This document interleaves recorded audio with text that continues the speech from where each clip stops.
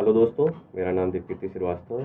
जैसा कि हम लोगों ने लास्ट वीडियो में पढ़ा था कि नेविगेटिंग द डॉम क्या होता है, स्ट्रिंग्स क्या होते हैं और किस तरीके से हम लोग जावास्क्रिप्ट की सहायता से अपने एचटीएमएल की डॉम को मैनिपुलेट करते हैं with the help of navigation of DOM. Okay, इसमें हम लोगों ने 3 चीज़ें पढ़ी थी कि get element by ID, get element by class name and query selector.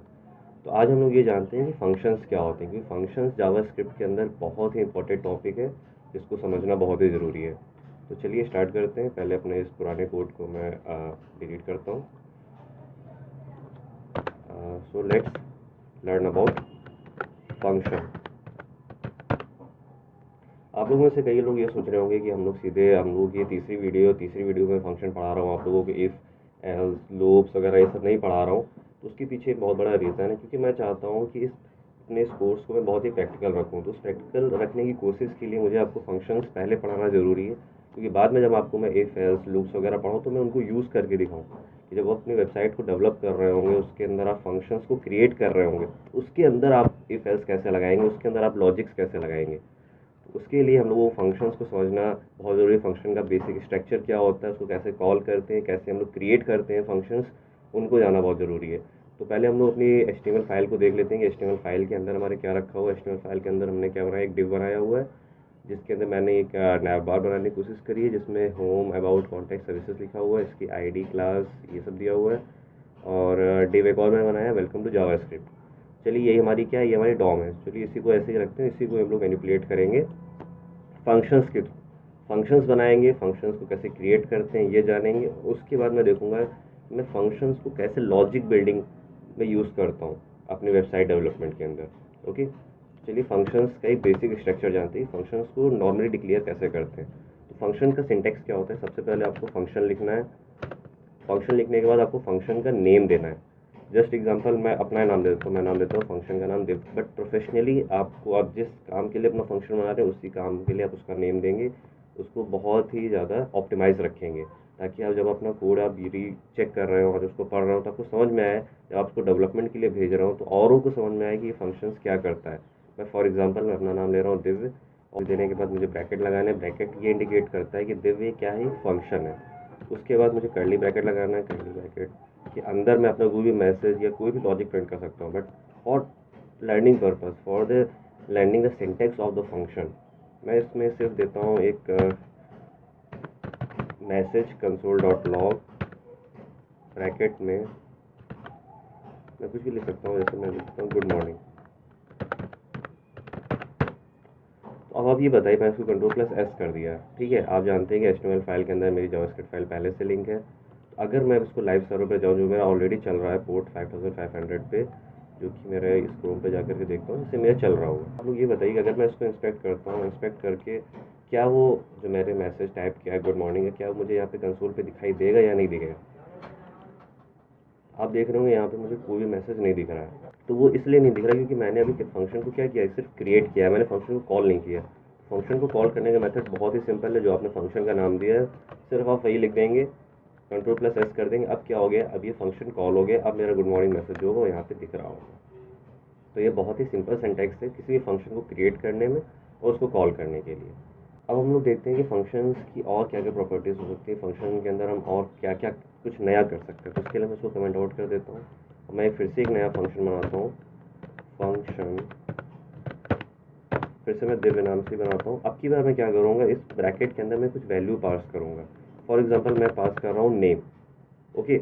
और अब मैं ब्रैकेट बताऊँगा, यहाँ पे मैं एक अपना मैसेज टाइप करूँगा कंसोल डॉट लॉग, और फिर जो मैंने यहाँ पे वेरिएबल दिया मैं उसको लिखूँगा नेम, प्लस मैं यहाँ पे एक स्ट्रिंग पास करना चाहता हूँ, स्पेस दे करके, space is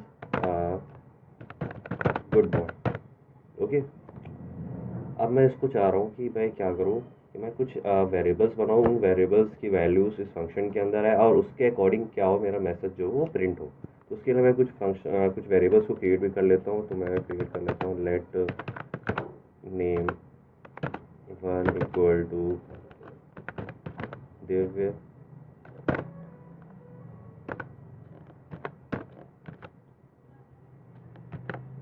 late name 2 and let name 3। यहाँ पे मैं और नाम दे देता हूँ दिव्य, कीजिएगा रमन, एंड मैं यहाँ पे दे देता हूँ हर्ष। ओके, सो अब मैं चाह रहा हूँ कि ये वेरिएबल्स क्या हो, इसके अंदर पार्स हो। तो अब उसके थ्रू मैं क्या कर सकता हूँ, मैं यहाँ पे अब जब मैं फंक्शन को जब मैं कॉल करूँगा, मैंने क्या फंक्शन का नाम दिया दिव्य। अब मैं यहाँ पे देता हूँ दिव्य, और फंक्शन में जो ब्रैकेट मैंने बनाया हुआ था, जैसे आप देख रहे हैं मैंने यहाँ पे सिर्फ और सिर्फ सिंपल रखा हुआ था, इसके अंदर मैंने कोई वैल्यू नहीं दी थी। बट अगर मेरे पास मल्टीपल वेरिएबल और वेरिएबल्स को मुझे अपने जावा स्क्रिप्ट के मैसेज के अंदर उसको फंक्शन के थ्रू प्रिंट कराना हो, तो मैं क्या करूँगा, इसके अंदर वही वेरिएबल की वैल्यू दे देता हूँ।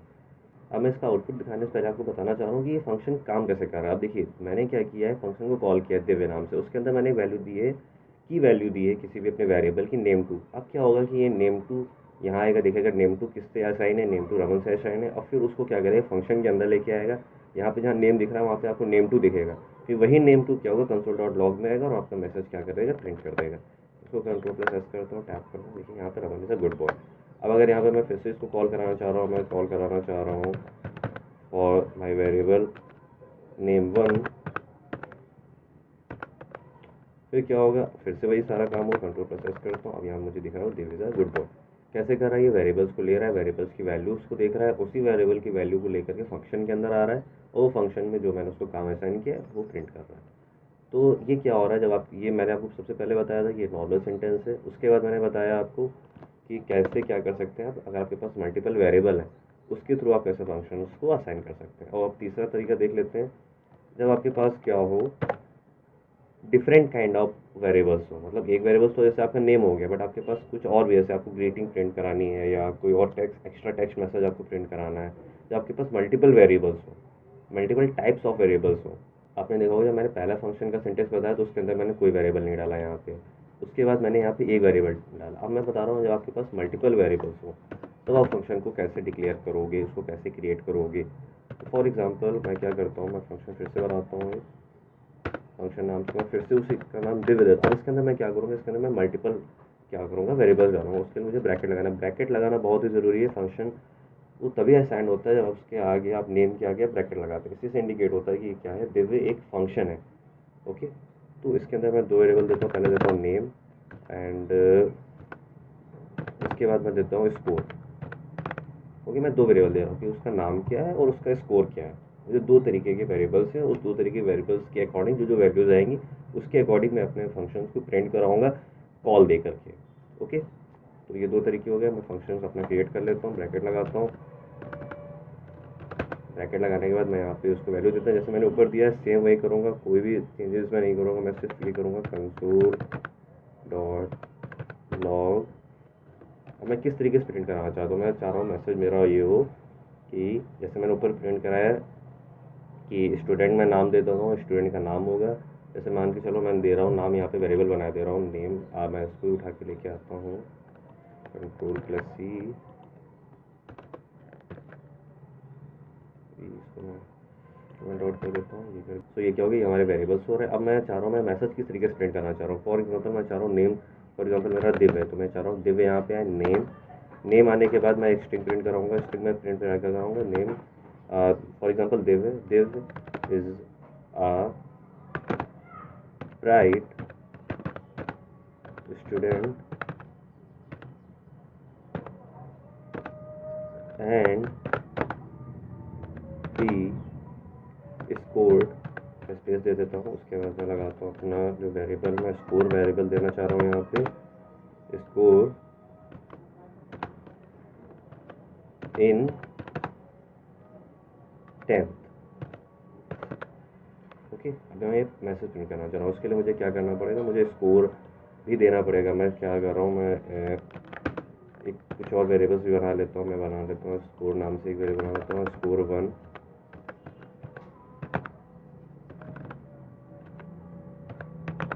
स्कोर 1 मैं यहाँ पे दे देता हूँ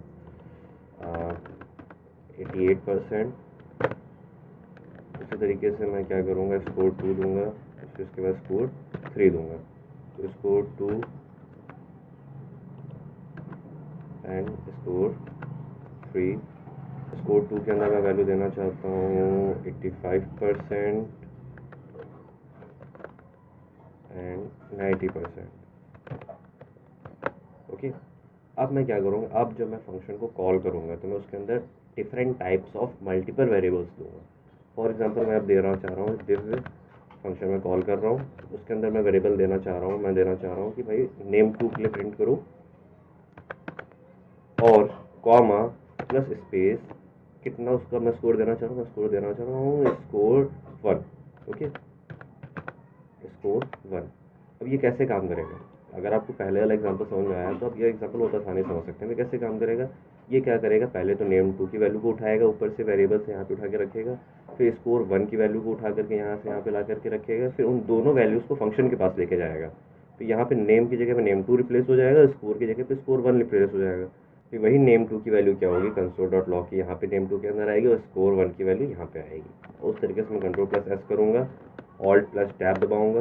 अब ये देखिए क्या है, Raman is a bright student and is sorry he, मैं यहाँ पे क्या कर देता हूँ, मैं यहाँ पे ही कर देता हूँ and he control plus and he score 88% in 10th। तो अब ये देख रहे हैं कि यहाँ पे क्या कर रहा हूँ, मैं दो तरीके के वेरिएबल्स को दे रहा हूँ और दो तरीके की डिफरेंट डिफरेंट वैल्यूज दे रहा हूँ। अगर आप ये देखेंगे मैं यहाँ पे और भी कुछ प्रिंट कराना चाहूँ, मैं यहाँ पे रैंडम कोई वैल्यू देता हूँ, मैं यहाँ पे 3 दे देता हूँ, कोई भी रैंडम वेरिएबल दे रहा हूँ मैं, सॉरी नेम 3 दे देता हूँ। ओके, और मैं यहाँ पे स्कोर की जगह पे मैं स्कोर भी 3 दे देता हूँ। फॉर एग्जांपल मैं स्कोर भी 3 दे देता हूँ। फिर क्या होगा, यहाँ पे स्कोर नेम 3 की वैल्यू आ जाएगी और स्कोर 3 की वैल्यू आ जाएगी। कंट्रोल प्लस एस करता हूँ, Harsh is a bright student and he score 90% in 10th। तो ये क्या किया मैंने, 3 तरीके से फंक्शन को कॉल किया। पहला without any kind of variables, फिर मैंने एक वेरिएबल्स के साथ इसको किया जिसमें मैंने नेम नाम का वेरिएबल लिया था, उसके थ्रू मैंने फंक्शन को कॉल किया, फंक्शन को क्रिएट किया, फिर उसके बाद मैंने मल्टीपल लिए। अब आप 2 को समझ गए, आप 2 से ज़्यादा भी दे सकते हैं, आप मल्टीपल वेरिएबल्स को दे सकते हो, मल्टीपल वेरिएबल्स को यूज़ कर सकते हैं। मैंने यहाँ पे सिंपली केवल कंसोल डॉट लॉग किया है, मैंने इसके अंदर भी कोई भी अदर लॉजिक नहीं लगाया, बट आपको ये समझ में आ गया कि फंक्शन को क्रिएट कैसे करते हैं। अब आगे जब लोग इफ एल्स पढ़ेंगे और लूप्स पढ़ेंगे तो उनके थ्रू मैं क्या करूँगा, मैं यहाँ पे लॉजिक डालूंगा इसी फंक्शन के अंदर और मैं ऐसे ही फंक्शन को कॉल करूँगा। फंक्शंस के लिए 2 बातों को समझना बहुत ज़रूरी है। पहला, आप क्या करेंगे, फंक्शंस देंगे, फंक्शन के बाद उसका नेम देंगे और नेम देने के बाद आप ब्रैकेट देंगे और ब्रैकेट के अंदर आप वेरिएबल्स अगर पास करें तो वेरिएबल्स देंगे, अदरवाइज आप ब्रैकेट को खाली छोड़ेंगे, लेकिन ब्रैकेट देंगे जरूर। वही इंडिकेट करता है कि क्या है, दिव्य नाम का एक फंक्शन है।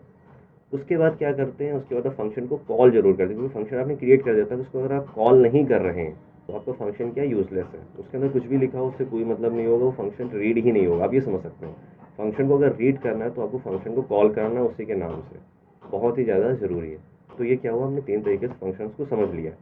ओके, अब हम क्या करेंगे, मैं यहाँ पे इसको नंबरिंग भी कर देता हूँ फॉर यू कन्वीनियंट। अगर आप देखते हैं आगे इसको, ये हो गया नेम से, ये हो गया हमारा फर्स्ट फंक्शन, देन यहाँ पे क्या होगा, ये हमारा हो गया सेकंड फंक्शन,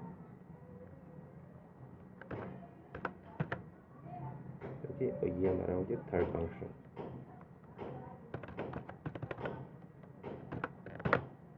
अब हम लोग देखने जा रहे हैं एग्जांपल। अब इसको हम लोग जावास्क्रिप्ट के अंदर इसका यूज़ किया, जैसे फंक्शन है तो फंक्शन का यूज़ करना, मैं बहुत ही एक मिनिमम एग्जांपल के थ्रू आपको ये समझाऊंगा, क्योंकि उसके बाद हम लोग लूप्स वगैरह पढ़ेंगे, इफ एल्स पढ़ेंगे, तो उसके बाद हम लोग बड़े बड़े लॉजिक लगाएंगे।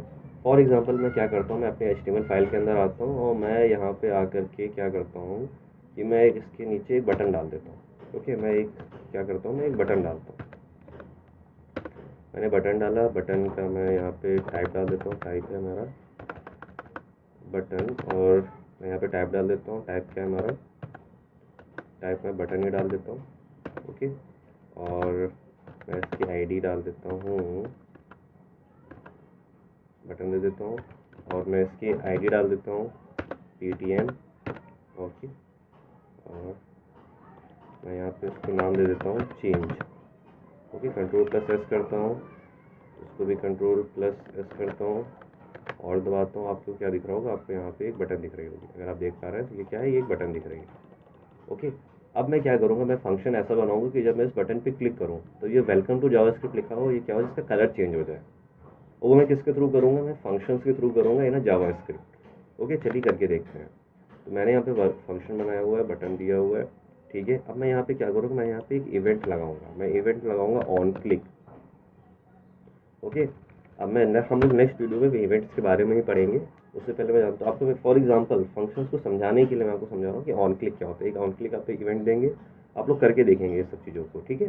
ऑन क्लिक देंगे, ऑन क्लिक के अंदर मैं कोई भी फंक्शन देता हूँ, मैं दिव्य नाम से बनाऊँ तो मैं दिव्य नाम से देता हूँ। दिव्य फंक्शन दिव्य दे दिया तो फंक्शन नहीं बना, फंक्शन क्या बना, जब मैंने उसको एक ब्रैकेट दिया। ओके, तो मैंने कहा कि जैसे कोई बटन पे क्लिक करे, ओके, ऑन क्लिक, जैसे ही कोई बटन पे क्लिक करे तो क्या हो, दिव्य नाम का फंक्शन जो हो वो कॉल हो जाए।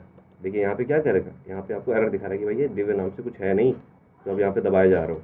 ठीक है, तो मैं क्या करूँगा, दिव्य नाम से फंक्शन को यहाँ पे बनाऊँगा। तो मैंने क्या किया, मैंने एक दिव्य नाम से फंक्शन, पहले तो फंक्शन लिखूंगा यहाँ पे मैं, सिंटेक्स को फॉलो करना है, दिव्य नाम फंक्शन लिखूंगा। ओके, उसके बाद मैं उसका नाम दूंगा जो मैंने वहाँ पे दिया है ऑन क्लिक में। क्या दिया है मैंने ऑन क्लिक में, ऑन क्लिक में मैंने बोला जब भी ऑन क्लिक हो दिव्य नाम से फंक्शन क्या हो जाए, फंक्शन ट्रिगर हो जाए। अब यही फंक्शन मैं क्या करूँ, यहाँ पे दे दिया। अब फंक्शन देने के बाद मैं ब्रैकेट्स लगाता हूँ, इसके अंदर मैं लिखूंगा कि जब कोई क्लिक करे फंक्शन पे आ तो जाए कि फंक्शन क्या करा है। तो उसके लिए हम लोगों ने जो नेविगेशन पढ़ा था, क्या नेविगेशन पढ़ा था, क्या हो जाए, क्वेरी सेलेक्टर लगाएंगे, क्या हमको करना है, CSS में चेंजेस करना है। ओके, क्या करना है हमें, CSS में चेंजेस करना है। तो हम लोग क्या करेंगे, लेट, ये हमने क्या दिया है इसको, यहाँ पे मैं आता हूँ, मैंने इसको क्या दिया, हेडिंग दी है। तो मैं करूँगा लेट हेडिंग बराबर डॉक्यूमेंट डॉट क्वेरी सेलेक्टर, और ब्रैकेट दिया, सिंगल कॉमा दिया, सिंगल कॉमा दिया। उसके बाद मुझे यहाँ पे लिखना है क्या, जो मैंने क्लास दी है, क्लास जिसकी मैंने क्या दी है, जिस की क्लास मैंने दी है एग्जाम्पल, तो मैंने दोनों की दी है क्लास। ठीक है, मैं यहाँ पे क्या करूँ, मैं जो हेडिंग है इसकी मैं आईडी दे देता हूँ। मैंने इसकी आईडी दे दी, आईडी में कुछ भी दे देता हूँ, आईडी में H1 दे दूँ। ठीक है, क्योंकि है Ctrl+S कर दिया। मैं यहाँ पे आता हूँ, क्लास नेम मैं इसको आईडी से टारगेट करूँगा। आईडी कैसे देते हैं, आईडी हैश से देते हैं। आईडी हैश क्या है, H1। अब क्या होगा, यहाँ पे H1 की जो वैल्यू होगी हेडिंग के अंदर आ गई है। ठीक है, अब मैं इसको हेडिंग को चेंज करना चाहता हूँ, मैं हेडिंग को चेंज करके उसकी स्टाइलिंग को चेंज करता हूँ। तो मैं लिखूँगा हेडिंग हेडिंग डॉट स्टाइल